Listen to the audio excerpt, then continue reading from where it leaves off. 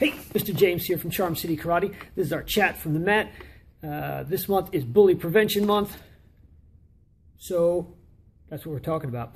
That's a pretty important topic. So last week we talked about what bullying is, because before you can prevent something, you have to know what it is. So this week we're going to talk about who's involved in bullying. There's three people, or three types of people that are involved in bullying. You have the bully, because, you know, without them the whole thing's done, which is kind of the point. We'd like to get rid of them. You have the victim, and then you have the bystander. A lot of people forget that person. Some types of bullying can't even exist without bystanders, so pretty important to keep them involved. Why do bullies do what they do? One reason is frustration. It could be frustration with themselves, what's going on with things in their lives. Another reason is they've experienced violence in their lives. It could be they're hitting people because they get hit at home, or they've been abused in the past, and so that's just something that they do. You know, it's a normal thing to them, so they just think you're supposed to. Okay. Sometimes they do it because they want to feel in charge.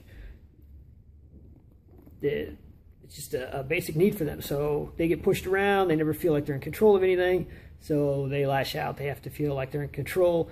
And instead of doing it in a good way, a positive way, like becoming a team leader or something, they do it in a negative way and bully people into doing things that they want them to do.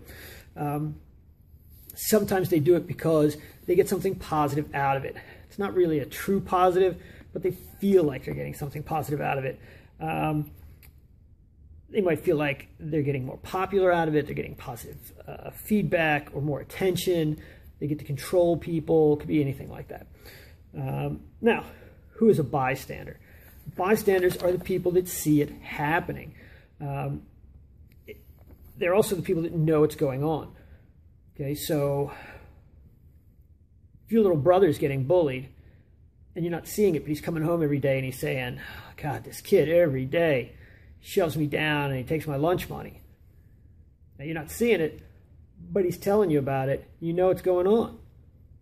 You're a bystander, right? He's coming to you. He's trying to get some help. You know about it. It makes you a bystander, okay? Thing to remember is that there are more bystanders in the world than there are bullies. More bystanders in your class, in your school, your work. Oh yeah, there's bullies at work. Oh yeah, plenty of them. We'll probably get into that more later this month. Because, you know, this isn't just bullies aren't just something you run into at school.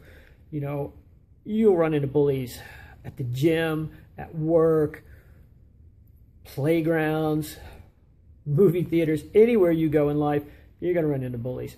So really, we need to get rid of them everywhere. School is a good place to start, because if we can teach them that that is not an acceptable behavior, maybe we can get rid of them entirely, or at least start training it out of them at an early age so that it's not something that exists beyond grade school. So there's more bystanders than there are bullies, but when bystanders do nothing, bullies have the power. Okay, there's a really good quote by Dr. Martin Luther King Jr. He says, "It is not malicious acts that will do us in, but the appalling silence and indifference of good people."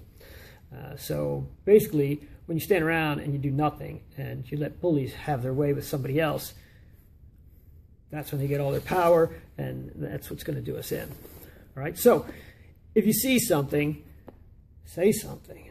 Okay, it's not tattling.